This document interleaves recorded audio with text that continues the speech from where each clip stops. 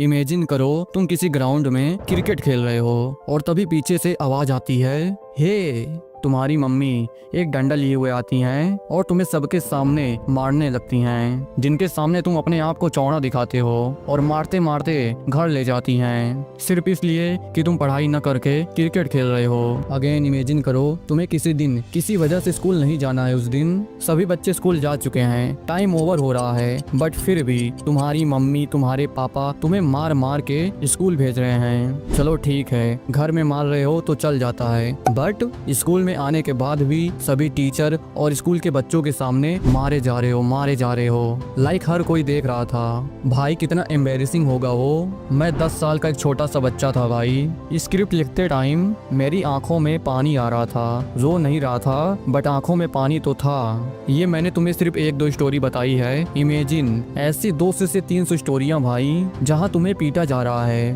Publicly या privately. जो भी डंडा, झाड़ू, कलछुल, हथियार मिल रहा है उससे तुम्हें पीटा जा रहा है। इमेजिन 200 से 300 बार ऐसी पिटाई हुई है। नाउ इमेजिन 1000 से 1200 बार उतने मेरे दोनों भाई की पिटाई हुई है, भयंकर वाली। ये पिटाई सिर्फ बॉडी पे नहीं होती भाई, ये सेल्फ रिस्पेक्ट, कॉन्फिडेंस और ट्रस्ट को तोड़ देती है। बट भाई तब का दिन है एंड आज का दिन है। अब मम्मी मेरे लिए खाना लेकर आती हैं, जो बोलता हूँ बिना किसी सवाल के खुशी से बना देती हैं। और कभी कभी तो बोलती हैं कि सौरभ अब काम मत करो, कितना काम कर रहे हो, हर एक चीज भाई, एंड एक भी झगड़ा नहीं होता। भाई अगर तुम किसी बड़े सिटी से इस वीडियो को देख रहे हो तो तुम्हारे लिए टॉक्सिक पेरेंट्स क्या हैं पता है? बस डांटना या चिल्लाना। बट अगर तुम मेरे जैसे ही किसी छोटे से गांव से हो, बिल्कुल ही middle class, low middle class family से हो, तो तुम इस स्टोरी से रिलेट कर पा रहे होगे। अगर तुम गांव से हो तो तुम्हें भी कभी न कभी कुत्ते की तरह पीटा गया होगा। और जो घर में किचकिच होती है उसकी तो मैं बात ही नहीं कर रहा, वो तो अनलिमिटेड है। घर आराम और पीस जैसी होनी चाहिए, पर कई लोगों के लिए वही घर किसी जेल से कम नहीं होता। बट तब का दिन था एंड आज का दिन है। आज पापा मारते नहीं हैं, डांटते नहीं हैं, बिल्कुल प्यार से बात करते हैं। आज मम्मी खाना लेकर आ जाती है, मतलब तब भी लाती थी, बट आज कोई किचकिच नहीं होती है। जब हम मम्मी साथ में रह रहे होते हैं ना, कभी कोई मारपीट, कोई झगड़ा, कोई बहस, कुछ भी नहीं होता। तो सवाल आता है बदला क्या? अब तुम लोग बोलोगे कि भाई अब तुम बड़े हो गए इसलिए मारना बंद हो गया होगा, तो ऐसा बिल्कुल नहीं है। कितने साल का था उस टाइम? 15, 16, 17 साल का था, तब भी पिटाई होती थी। यहाँ ऐसा नहीं चलता कि तुम बड़े हो गए तो अब तुम्हारी पिटाई नहीं होगी। हमारे यहाँ एज इज जस्ट नंबर है। अगर तुम 20, 22, 24 के भी हो ना, और अगर कोई गलती करते हो तो भी पीटे जाओगे। लेकिन मैंने कुछ ऐसे चेंजेस करे हैं जिससे अब बिना किसी टेंशन के पूरे फोकस के साथ काम कर पाता हूँ। पहले क्या होता था कि कुछ काम कर रहा हूँ या पढ़ाई कर रहा हूँ तो कोई काम करने को बोल देते थे कि जा चक्की से आटा लेकर आ, कोई सामान लेने भेज देती थी, मतलब कुछ न कुछ करने को बोलती रहती थी। बट आज ऐसा बिल्कुल नहीं है। कोई किचकिच नहीं होती, पिटाई नहीं होती, लड़ाई झगड़ा मुझसे नहीं होता। लेकिन जब पापा आते हैं या मेरा भाई आता है तो वो किचकिच फिर से चालू हो जाती है। भाई की पिटाई फिर से होने लगती है, फिर से उन्हें डांट पड़ती है। बट जब सिर्फ मैं और मम्मी रह रहे होते हैं ऐसा कुछ नहीं होता। एंड कोई भी आ जाए मेरे और मम्मी पापा के बीच में ऐसा कुछ नहीं होता, क्योंकि मैंने 2 ऐसी चेंजेस करी हैं जो पापा और भाई नहीं करते, जो कि तुम अब जानने वाले हो इस वीडियो में। और दूसरी वाली चीज मिस मत करना, बहुत ही इंपॉर्टेंट है। एंड सबसे पहली चीज है खुद को वैल्यूएबल बनाओ। अभी अगर तुम्हारे दोस्त, तुम्हारे टीचर, तुम्हारी गर्लफ्रेंड और तुम्हारे पेरेंट्स या कोई भी तुम्हारी इज्जत नहीं करता है तो इसका सबसे बड़ा रीजन यही है कि तुम्हारे पास अभी कोई वैल्यू नहीं है। और ये लाइन सुनने में थोड़ी हर्ट करेगी पर यही रियलिटी है। अब यहीं पर तुम्हारा क्वेश्चन हो सकता है कि खुद को वैल्यूएबल कैसे बनाएं। सोचो, एक 16-17 साल का लड़का है, रोज लेट उठता है, स्कूल कॉलेज से आके बस फोन, गेम, रील्स, ना पढ़ाई, ना रिस्पॉन्सिबिलिटी, ना रिजल्ट। अब अगर वो लड़का अपने पेरेंट्स से बोले मुझे यूट्यूबर बनना है, मुझे रैपर बनना है, मुझे बिजनेसमैन बनना है, तो पेरेंट्स क्या बोलेंगे? पागल हो गया है क्या? और बोलने से पहले तो मारेंगे। तो घर वाले नेचुरली मना करेंगे। क्यों? क्योंकि तुमने अभी तक कुछ रिजल्ट दिखाया ही नहीं है। भाई इंडिया में एक कड़वा सच है, 14 से 15 साल की एज में लड़कों पर प्रेशर शुरू होने लगता है। बेटा फ्यूचर क्या है, आगे जाकर क्या करेगा, इसलिए चाहे बुरा लगे तुम्हें, पर एक लड़के की वैल्यू, एक लड़के की इज्जत पैसा ही डिसाइड करता है कि घर में और बाहर तुम्हारी कितनी वैल्यू होगी। इसका मतलब ये नहीं कि सिर्फ पैसा ही सब कुछ है, लेकिन पैसा प्रूफ होता है कि तुम सीरियस हो और कुछ मैटर करते हो। इसलिए अगर तुम्हें फिटनेस, यूट्यूबर, बिजनेसमैन या रैपर बनना चाहते हो और घर वाले सपोर्ट नहीं कर रहे हैं, तो या तो उन्हें बताओ ही मत और छुपा के करो, या तो उन्हें प्रूफ दिखाओ, तभी वो तुम पर ट्रस्ट करेंगे। अभी 1 साल पुरानी बात है, जब मेरा चैनल ग्रो नहीं हुआ था, पापा कह रहे थे मुझसे कुछ नहीं कर पाओगे, 2-3 साल में यहीं टहलते हुए नजर आओगे, तब समझ में आएगा। अभी नहीं पढ़ रहे हो, इन सब के चक्कर में पड़े हो, यूट्यूबर बनने चले हो, और काफी ऐसी चीजें जानने पे पेरेंट्स का सपोर्ट नहीं मिलता। ऐसा नहीं है कि वो तुम्हारा सपोर्ट नहीं करते भाई, वो चाहते हैं तुम लाइफ में अच्छा करो, पर उनकी जो मेंटल लिमिट है, मतलब मेंटली वो लिमिटेड है। जितनी उनको इन्फॉर्मेशन मिली, जितना उनको समझ आया, उस हिसाब से बोल रहे हैं, खिलाफ नहीं खड़े हैं। ऐसा क्या करें जिससे घर वाले सपोर्ट करें? जैसे मान लो सुबह पहले देरी से उठते थे, अब सुबह जल्दी उठने लग जाओ। पहले अगर बस फोन, गेम्स और स्क्रॉलिंग कर रहे थे, तो अब काम पे फोकस करने लगो। उन्हें पैसा कमा के दिखाओ, अपने काम का रिजल्ट दिखाओ, तो घर वाले भी नोटिस करते हैं कि हाँ साला चेंज हो रहा है। पहले कहाँ दिन भर सोता या फोन यूज करता था, बट अब कुछ कर रहा है, और यहीं से तुम कुछ प्रूफ देते हो। तब तुम बोलो मुझे ये करना है, वो करना है, मुझे यूट्यूबर बनना है। अब मना करना मुश्किल होता है, क्योंकि अब तुम सिर्फ बोल नहीं रहे हो, बल्कि प्रूफ और रिजल्ट के साथ बात कर रहे हो। एंड दूसरी चीज है बिकम मोर मैस्कुलिन। मैस्कुलिन का मतलब दबंग बनना नहीं, जिम्मेदारी लेना है। मैस्कुलिन का क्या मतलब है? Protect and provide. अब प्रोटेक्ट का मतलब ये नहीं कि वर्ल्ड वार 3 आ जाएगा, गुंडे या आतंकवादी आ जाएंगे तब प्रोटेक्ट करना है। नहीं, प्रोटेक्ट का छोटा छोटा मतलब भी होता है। एग्जाम्पल से समझा देता हूँ। एक बार की बात है, मेरा घर बन रहा था और मैं किसी कमरे में बैठा हूँ, एंड पापा मम्मी आपस में बात कर रहे हैं, एंड तभी पापा के फोन पर गेट यानी दरवाजे लगाने वाले का फोन आता है। तो पापा सही से बात नहीं कर पा रहे थे, उससे डील नहीं कर पा रहे थे, तो मम्मी बोलती हैं ये लकड़ी इतने का थोड़ी आता है, ये गेट मत लो, वो वाला सही रहेगा। पापा उस गेट वाले से डील नहीं कर पा रहे थे, तो पापा ने फ़ोन स्पीकर पे डालकर मम्मी को पकड़ा दिया, जो गेट या दरवाज़ा बनाने वाला था उसको। ऐसा नहीं करना चाहिए था पापा को। क्यों? क्योंकि औरत नहीं चाहती किसी और पराये मर्द से बात करना। भाई, फेमिनिन औरत नहीं चाहती, वो चाहती है जितना हो सके इन चीज़ों को अवॉइड करे। एंड तुम मर्द हो, तुम ये सब चीज़ें डील करो एंड झेलो। ऐसे ही पापा के फोन पर सीमेंट और गिट्टी वाले का कॉल आता है और डील नहीं कर पाते हैं, तो बार बार मम्मी को फोन पकड़ा देते हैं, क्योंकि पापा उतने पढ़े लिखे नहीं हैं एंड मम्मी भी उतना पढ़ी लिखी नहीं है। पापा को ये सब नहीं पता है एंड मुझे पता है मैस्कुलिनिटी के बारे में। मैंने फोन पकड़ा और डील वहीं क्लोज की, and I knew at the time that पापा फक्ड अप। एंड चलो, मम्मी ने बात करी या नहीं करी, मम्मी ने कॉल कट किया, उसके बाद पापा को इतना सुनाया मैं तुम्हें बता नहीं सकता भाई। So that was example. जहाँ पापा को मम्मी को प्रोटेक्ट करना था, उतना ही डेंजर में डाल दिए थे कि लो भाई किसी पराये मर्द से बात करो।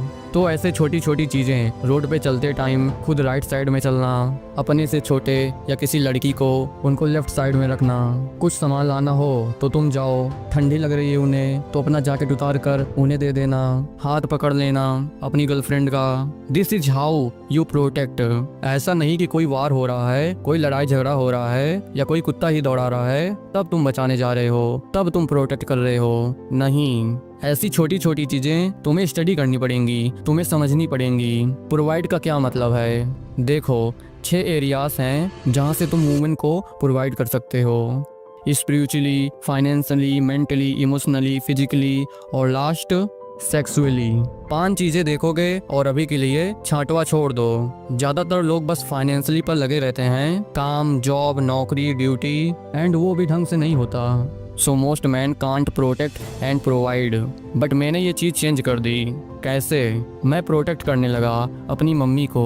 बेसिकली जब भी कोई दूध वाला आ रहा है, ऑटो वाला आ रहा है, कोई उम्र में बड़ा हो वो आ रहे हैं, या कोई भी मेहमान आ रहा है, तो हमेशा से ये चीज़ें मम्मी करती थी। लाइक हर एक चीज़।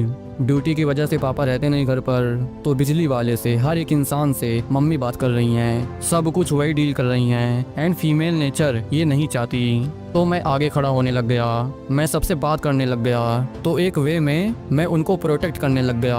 और एक बात तुम अपने दिमाग में अच्छे से डाल लो, अगर तुम इंडिया से हो ना, तो भाई यहाँ इंट्रोवर्ट या शाय होना एक पाप है। अगर तुम अभी लोगों से बात नहीं करोगे ना, तो मजबूरी तुम्हें सिखा के जाएगी।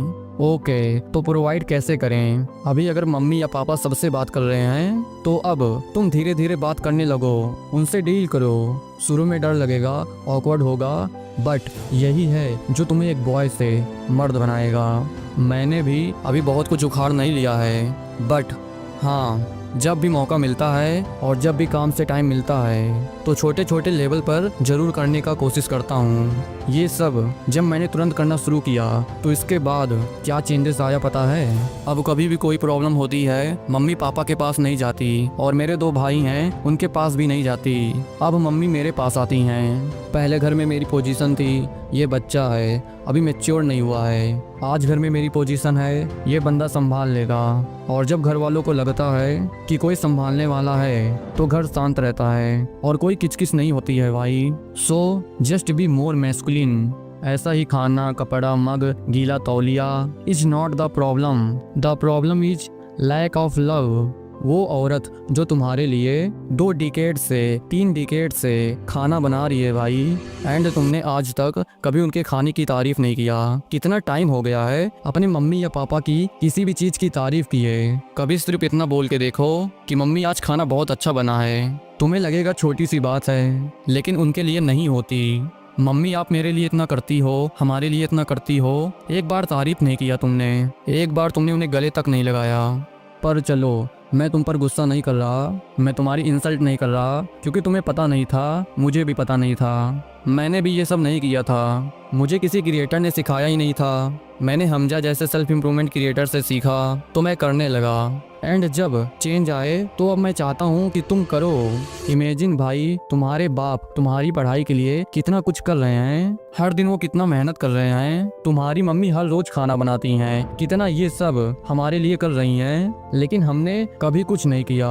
एक लड़की के लिए हम चॉकलेट खरीद रहे हैं, उसके फोन का रिचार्ज कर रहे हैं, गिफ्ट्स खरीद रहे हैं उस लड़की के लिए जिसको तुम्हारी कदर भी नहीं है। कितने चूतिया हैं हम लोग भाई, जस्ट बिकॉज वो लड़की हमें अभी मिली है तो तुम्हें लगता है कि वो मेरे लिए सब कुछ है। अगर ये सब नहीं करूँगा तो वो जा भी सकती है, वो मुझे प्यार करती है। बट मम्मी पापा का क्या? जब हम पैदा हुए थे तब से ही वो हमारा कितना ख्याल रखते हैं। छोटे थे तब से हमारी पोटे वगैरह साफ किए हैं। मानता हूँ कि अभी थोड़ा टॉक्सिक हो गए हैं और उनका हक भी बनता है हम पर डांटने का, क्योंकि हम इतने बड़े हो गए हैं और वो हमारा वेट कर रहे हैं कि कब हमारा बेटा सारी जिम्मेदारी संभालेगा और हमारे कंधों से थोड़ा भार कम करेगा। हम किसी चीज की कदर नहीं करते भाई, जब खो देते हैं ना तब पता चलता है।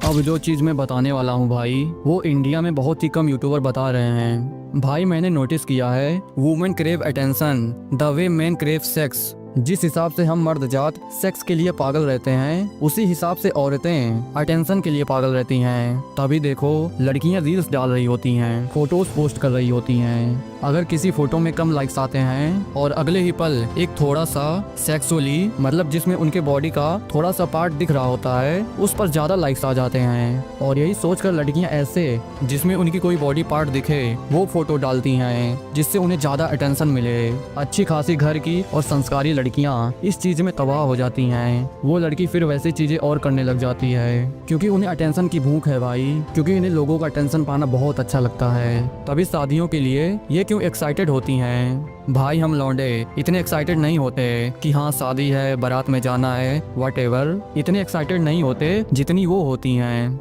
महीने महीने वेट करती हैं किसी की शादी हो ताकि वो तैयार हो सके, मेकअप कर सके, फोटोज डाल सके। और हो सकता है कि तुम्हारे, हमारे, हम सबके बाप ने भी बस इग्नोर ही किया होगा, मतलब उनको भी समझ नहीं थी, उनकी भी कोई गलती नहीं है। सो लव एंड अटेंशन भाई औरतों को बहुत पसंद है। तुम अभी क्या कर रहे हो? खाना, मग, कपड़ा कहाँ रखा है इस पर चिल्ला रहे हो, चप्पल जूता ये वो कहाँ है इस पर भी चिल्ला रहे हो। वो प्रॉब्लम ही नहीं है, तुम कितना भी फिक्स कर लो। एक चैलेंज ले लो भाई, तुम 7 दिन तक मम्मी के हिसाब से सब कुछ कर लो, सब कुछ परफेक्ट कर लो, एंड वो स्टिल चिल्ला रही होंगी। बिकॉज ये सब दिक्कत ही नहीं है भाई, प्रॉब्लम है lack of love and attention. Mummy को जितना हो सके उतनी अटेंशन दो, कॉल करो, वीडियो कॉल करो, अपनी फोटो सेंड करो, खाली टाइम में फोन छोड़कर बातें करो उनसे, उनके साथ बैठो, उनकी किसी काम में हेल्प करवाओ, उनसे पूछो भाई उनका फेवरेट फूड क्या है, उनसे पूछो कि वो कहाँ घूमना चाहती हैं। भाई बहुत लोगों को पता ही नहीं होता है कि उनके मम्मी का फेवरेट फूड क्या है, कहाँ घूमना है, कहाँ दर्शन करना चाहती हैं। कभी तुमने पूछा? ये बहुत सैड करने वाली बात है भाई, हमें खुद पर शर्म आना चाहिए। बस इतना कर लो भाई, टॉक्सिक से लविंग नहीं बन गई तो मेरा नाम बदल देना। और मैं ऐसे ही हवा में बातें नहीं करता, जो चीजें मैंने करी है उसी के बारे में बात कर रहा हूँ। और अगर तुम 14 से 25 के बीच में हो और अभी भी वही साइकिल चल रही है तो भाई अगर मैं इस वीडियो को शॉर्ट में समरी करूँ तो खुद को वैल्यूएबल बनाओ, खुद को मैस्कुलिन बनाओ, प्रोटेक्ट एंड प्रोवाइड करो, लव और अटेंशन दो। इससे टॉक्सिक और लड़ाई झगड़ा धीरे धीरे खत्म होने लगेगा। तो अगर तुम्हें ये वीडियो पसंद आई है तो मुझे पूरा भरोसा है तुम्हें ये वाली वीडियो भी पसंद आएगी जो अब तुम्हारे स्क्रीन पर आ रही है। क्लिक करो, मैं तुमसे वहीं मिलता हूँ। तब तक के लिए बाय।